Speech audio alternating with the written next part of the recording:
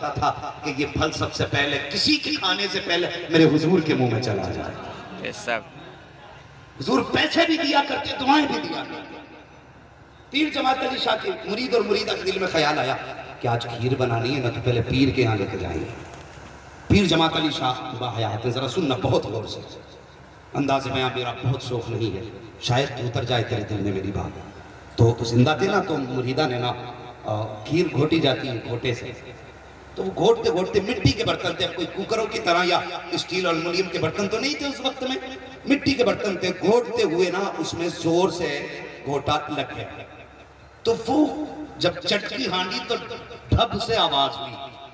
عورتیں بڑی سمجھدار ہوتی ہیں، یہ آواز سے پہچان گئی کہ یہ برتن چٹک گیا ہے۔ جب برتن چٹکا، ہانڈی چٹکی تو ان کی زبان سے نکلا یا مرشد المدد۔ آپ بھی کہتے ہیں یا مرشد، سارے بولتے ہیں یا مرشد، زبان سے نکلا یا مرشد المدد۔ کھیر بن گئی، تیار ہو گئی، تیار کر کے برتن میں رکھی اور پیر جماعت علی شاہ کی خدمت میں وہ کھیر لے کے دونوں پہنچے۔ حضرت نے اپنے ایک ہاتھ پر رومال ڈال رکھا تھا، بہت غور سے سنیں، ایک ہاتھ پر رومال ڈال رکھا تھا، تو دونوں نے جا کر کہا حضور یہ کھیر ہم نے آپ کے لیے بنائی ہے۔ آپ نے تناظر فرمائی، کھانے لگے نا کھیر کھانے لگے، تو کھیر سے فارغ ہو گئے تو مرید نے کہا حضور دوسرے ہاتھ میں کیا بات ہے؟ کہنے لگے بس کچھ نہیں، جل گیا ہے۔ کہ کیسے؟ تو مسکرا کے کہنے لگے جب تمہاری ہانڈی میں وہ گھوٹا تیز لگا تھا اور وہ چٹکی تھی تو تمہاری زبان سے نکلا تھا یا مرشد المدد۔ فرماتے ہیں کہ جب تمہاری زبان سے نکلا تو تمہاری ہانڈی کے نیچے جماعت علی نے اپنا ہاتھ لگا دیا۔ سبحان اللہ، سبحان اللہ، اللہ اکبر۔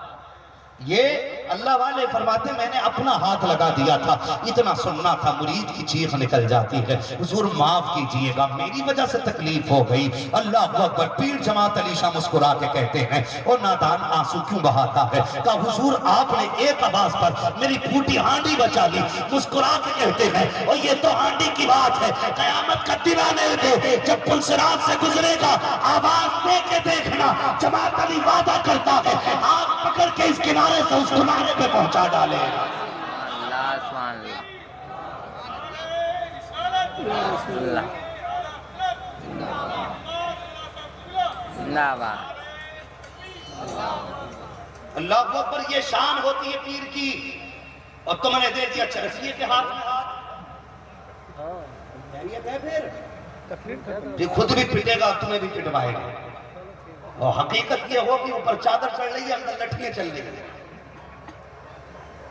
اے میری قوم، علم والا پیر تلاش کرو، علم والا پیر تلاش کرو۔ جب علم ہوگا نا تو اخلاق بھی مصطفیٰ والے ہوں گے، کردار بھی مصطفیٰ والا ہوگا۔ جب وہ چلے گا تو مصطفیٰ کی سنتوں کو نظروں میں رکھ کے چلے گا، جب بولے گا تو ادائے مصطفیٰ کو نگاہوں میں رکھ کے چلے گا۔ اللہ اکبر۔ سوچو تو صحیح آج ہماری قوم کہاں جا رہی ہے، ہمارے اخلاق کتنے بد سے بدتر ہوتے جا رہے ہیں۔ آج اگر کوئی بڑا آئے تو چھوٹا جگہ دینے تیار نہیں ہے۔ اور میں طالب علموں سے بھی گزارش کروں گا، لوگ کہتے ہیں فلاں جماعت مظلوم ہے، فلاں جماعت مظلوم ہے، میں بڑی ذمہ داری کے ساتھ کہتا ہوں اس وقت اساتذہ کی جماعت سب سے زیادہ مظلوم ہے۔ آج ہماری قوم کے کچھ پڑھنے والے طلبہ اگر پڑھ لکھ کر کے تھوڑا بہت آگے بڑھ جاتے ہیں تو پھر استاد کی گلیوں میں جانے سے کترایا کرتے ہیں، کیوں نہیں جاتے صاحب؟ اگر جائیں گے تو استاد کے ہاتھ چومنے پڑیں گے۔ اب ہاتھ چومو تو شرم آتی ہے، اس لیے کہ دنیا ہمارے ہاتھ چومتی ہے، ہم استاد کے ہاتھ چومیں۔ میں کہتا ہوں اے پڑھنے والوں، میرے بھائی، میرے پیارے، میرے بچوں، ذرا میری بات دل سے سن کر کے جانا اور دل پہ لکھ کر کے لے کے جانا۔ استاد کے آگے جھکنے سے کبھی چھوٹے نہیں ہوا کرتے ہیں، جو یہ سوچتے ہیں کہ استاد کے آگے جھکیں گے تو چھوٹے ہو جائیں گے، غلط فہمی ہے۔ اگر بڑے ہونا چاہتے ہو تو استاد کے آگے جھکنا سیکھو، جتنا استاد کے آگے جھکو گے اللہ اتنی ہی بلندیاں عطا فرما دے گا، اتنی ہی بلندیاں عطا فرما دے گا۔ آج ہماری قوم کو ہوا کیا ہے، نوجوانوں کو دیکھو موبائل لیے بیٹھے ہیں تو اپنی جگہ سے اٹھ نہیں سکتے ہیں، اس لیے کہ اب کوئی بڑا ہے تو کیا ہوا، وہ جاہل ہے۔ میں تو ہائی اسکول پاس ہوں، میں نے ایم اے کر رکھا ہے، میں نے بی اے کر رکھا ہے، بی ایڈ کر رکھا ہے میری ویلیو زیادہ ہے، میں اس بڑے کے سامنے کھڑا کیوں ہوں؟ خدا کی قسم تم نہیں جانتے ہو بڑے بوڑھوں کی عزت میرے حضور نے کتنی بلند کی ہے۔ آقا فرماتے ہیں جس نے میری امت کے بزرگ کی عزت کی گویا اس نے مدینے والے محمد کی عزت کر ڈالی ہے۔ اللہ اکبر، آج دیکھو تو صحیح ہم بڑوں کی عزت تک نہیں کرنا جانتے ہیں۔ خدا کی قسم اگر ہمارے یہی رویے رہے تو وہ دن دور نہیں ہے تو کوئی ہمارا نام تلاش کرے گا، تب جا کر کے دور دور کہیں کہیں کتابوں میں ایسے لوگوں کے تذکرے ملیں گے جن کو دیکھ کر کے آپ کو بھی مسکراہٹ آتی ہو۔ آج میں دعوے کے ساتھ کہنا چاہتا ہوں ہم دین سے دور ہوئے ہیں، ہمارے حالات بگڑتے جا رہے ہیں۔ خدا کے واسطے دین کے قریب آ جاؤ، قرآن سے پیار کرو، صاحب قرآن سے پیار کرو۔ یہ قرآن صرف ڈیجے کے لیے نہیں آیا تھا، یہ قرآن صرف 40ویں کے لیے نہیں آیا تھا، یہ قرآن صرف 10ویں کے لیے نہیں آیا تھا۔ اللہ معاف کرے، قرآن اتنی اہم چیز ہے، اتنا قرآن سیکھنا ہر مومن پہ فرض ہے جتنا نماز میں پڑھنا ضروری ہے۔ ہر کلمہ پڑھنے والے پہ جب اتنا قرآن فرض ہے کہ جتنا نماز میں پڑھا جاتا ہے تو ذرا کان پکڑ کے اٹھاؤ ان پیر ہونے کا دعویٰ کرنے والوں سے، ان کے پیچھے نیت باندھ کے کھڑے ہو جاؤ، ایسا لگتا ہے کوئی زمین اٹھا کے سر پہ رکھ رہا ہے۔ اتنا مشکل ہو جاتا ہے نیت باندھنا کہ قرآن ایسے پڑھتے ہیں جیسے کسی نے اس کے منہ میں انگارہ ڈال دیا ہے، قرآن تک پڑھنا نہیں آتا، دعویٰ قوم کی ٹھیکیداری کے لیے پھرتے ہو۔ خدا کی قسم آج سے عہد کر لو اور یہ تم بھی دعویٰ کرو، ہمارا پیر وہ ہوگا جو قرآن والا بھی ہوگا، مدینے والے مصطفیٰ والا بھی ہوگا۔ سبحان اللہ سبحان اللہ۔ اتنے دور ہو گئے ہمیں قرآن نہیں آتا تو کیا آئے گا؟ کیا آئے گا؟ قرآن کبھی آتا تھا گھر میں میت ہو گئی تب مسجد سے بیٹی اٹھا کے لاؤ، یہی ہے نا؟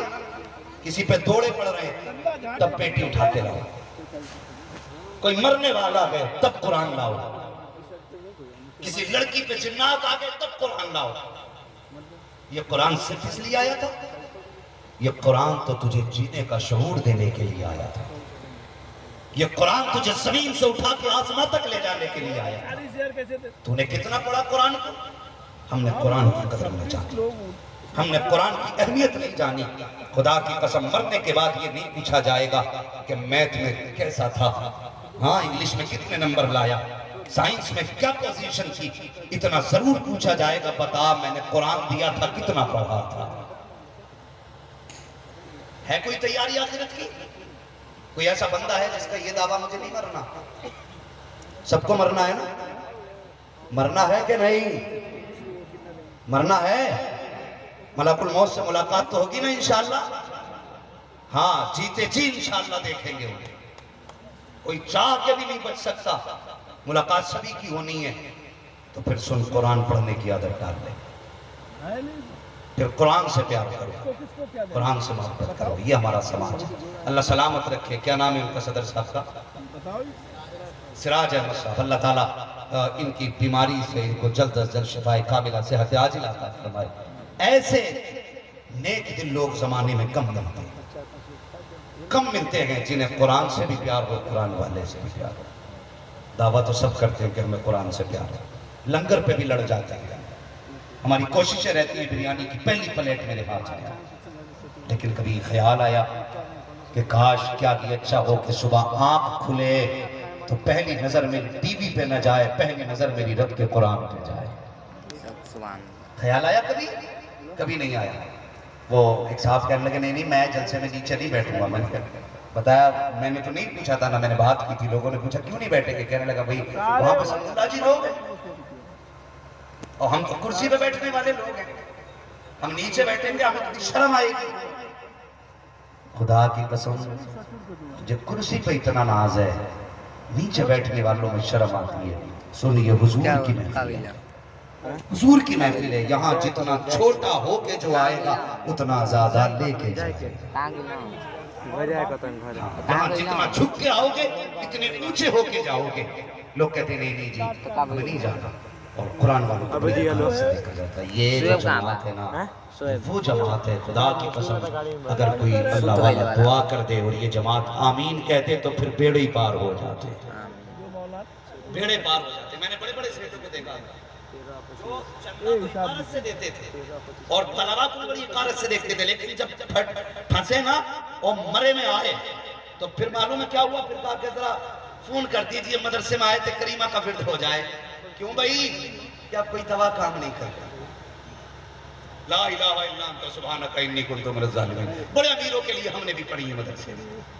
بڑے امیروں کے لیے تم جانتے نہیں ہو. خدا کی قسم یہ خدا دکھاتا ہے جو قرآن والوں کے سامنے اکڑ کے دکھاتا ہے, جو دین والوں کو حقیر سمجھتا ہے, جنہیں دولت اور اپنی شہرت پہ ناز اور گھمنڈ ہوتا ہے, اس وقت مشیت کا نقیب آواز دیتا, آج جھک جا ورنہ وہ دن بھی دور نہیں ہے. میں اس وقت تک تجھے موت نہیں دوں گا جب تک تجھے تیری اوقات نہیں دکھا دوں گا. اس وقت مشیت کے نقیب کی کس نے سنی؟ کسی نے نہیں سنی. کسی نے دولت سے پیار کیا, کسی نے شہرت سے پیار کیا. ہم نے ان قرآن والوں کو حقیر جانا. ہاں ہاں ہم نے بڑے بڑے دولت والوں کو دیکھا ہے جن کے گھمنڈ سے سر کھڑے رہتے تھے. جاؤ جا کر کے آئی سی یو میں آج بھی بھرتی دیکھ لو. ایسا کروڑ پتی بھرتی ملے گا کہ جس کے پاس دولت کا ٹھکانہ نہیں ہے. وجہ کیا ہے؟ مشیت